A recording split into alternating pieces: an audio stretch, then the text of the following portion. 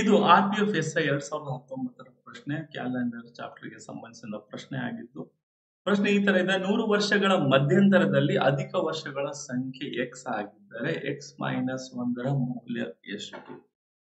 100 ವರ್ಷದ ಒಳಗೆ ಎಷ್ಟು ಅಧಿಕ ವರ್ಷ ಬರುತ್ತೆ? ಇದ್ರ ಬಗ್ಗೆ ನಾವು ಡಿಸ್ಕಸ್ ಮಾಡೋದಾದ್ರೆ, ಅಧಿಕ ವರ್ಷದ ಬಗ್ಗೆ ಗೊತ್ತಿರಬೇಕು. ಲಾಸ್ಟ್ 2 ಡಿಜಿಟ್ಸ್ ಅದು 4ರಿಂದ ಡಿವೈಡ್ ಆಗ್ತದೆ. ಓಕೆ, ಇದು ಒಂದು ಕಂಡೀಷನ್. ಅದೇ ಸೆಂಚುರಿ ಇಯರ್ ಇದ್ರೆ, ಸೆಂಚುರಿ ಇಯರ್ ಅಂದ್ರೆ, ಸೆಂಚುರಿ ಅಂದ್ರೆ 100, ಲಾಸ್ಟಿಗೆ ಏನಾದ್ರು 2100, 2200, 2300, 2400, 2500 ಈ ತರ ಇದ್ರೆ ಅದು 400ರಿಂದ ಡಿವೈಡ್ ಆಗ್ಬೇಕು.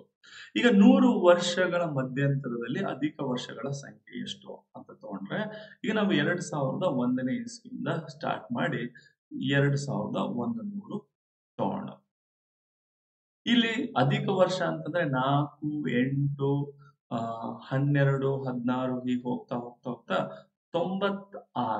96ವರೆಗೆ ನಮ್ಗೆ 24 ಅಧಿಕ ವರ್ಷ ಬರುತ್ತೆ. ಓಕೆ, 2004, 2008, 2012 ಹಿಂಗೆ 96 ತನಕ. ಬೇಕಾದ್ರೆ 4ರಿಂದ ಭಾಗಿಸಿದ್ರೆ 4 2 8, 1 ಉಳಿತ 4 4 16, 24 ಅಧಿಕ ವರ್ಷ. ಸರ್, ಇದು 100 ನೋಡಿ, ಕಂಡೀಷನ್ ಏನು? 400ರಿಂದ ಭಾಗ ಆಗ್ಬೇಕು. ಈ 2100 ಏನಿದೆಲ್ಲ ಇದು 400ರಿಂದ ಭಾಗ ಆಗುವುದಿಲ್ಲ. ಸೊ 2100 ಏನಿದೆ ಇದು ಅಧಿಕ ವರ್ಷ ಅಲ್ಲ. ಹಾಗಾದ್ರೆ 100 ವರ್ಷದಲ್ಲಿ 24 ಅಧಿಕ ವರ್ಷ ಇರುತ್ತದೆ. ಸೊ x ಅಧಿಕ ವರ್ಷಗಳ ಸಂಖ್ಯೆ, x 24 ಆದ್ರೆ x ಮೈನಸ್ 1 ಎಷ್ಟು ಅಂತ ಕೇಳಿದಾನೆ. ಅಂದ್ರೆ 24 ಮೈನಸ್ 1 ಎಷ್ಟು? ಇದು 23 ಆಗುತ್ತದೆ. ಸೊ ನೀವೇನಾದ್ರೂ ಸೆಂಟ್ರಲ್ ಗೌರ್ಮೆಂಟ್ ಎಕ್ಸಾಮ್ ಕ್ಲಿಯರ್ ಮಾಡಬೇಕು ಅಂತಂದ್ರೆ IG ಅಕಾಡೆಮಿಯಲ್ಲಿ ನೀವು ಕೋರ್ಸ್ ಅನ್ನ ಜಾಯಿನ್ ಆಗಬಹುದು. Thank you.